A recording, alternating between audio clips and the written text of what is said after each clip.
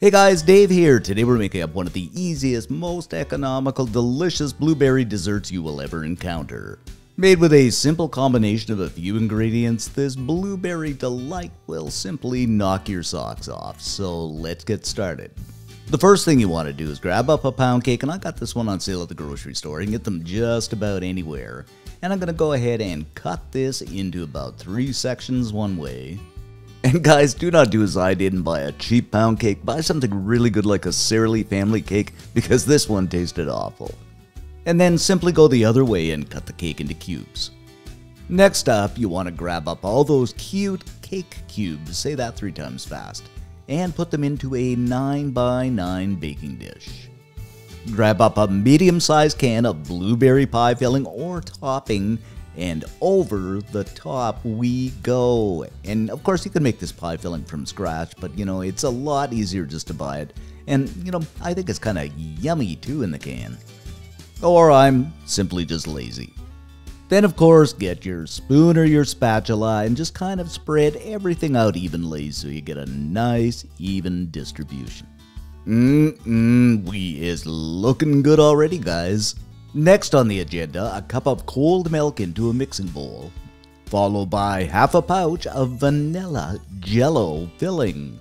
And this is just the stuff you buy in the grocery store. The instructions are on the package.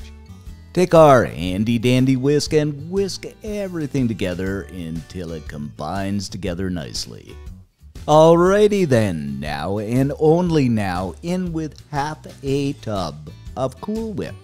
And if you're anything like me, you just love a Cool Whip. I mean, when I grew up, it was an all-time staple. Grab up our whisk once again, and we are just going to kind of gently whisk everything together. You can tell mine was a little bit on the too cold side, but that's okay, we can work with it. And you want a consistency, something like this, guys. This is pretty good right here.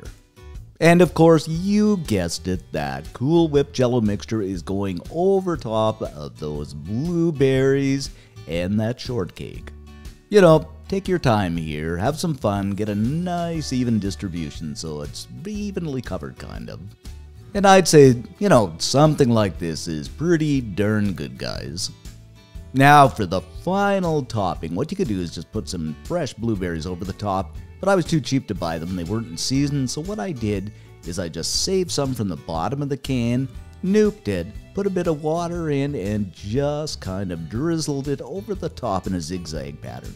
And actually, it looked pretty good, and we improvise here. Something like that old show, what was it? Gilligan's Island. And you have to admit, my friends, this does look pretty good. And just check out those layers. You've got the shortcake, the blueberry filling, the Cool Whip, the vanilla pudding. Oh, it just looks spectacular.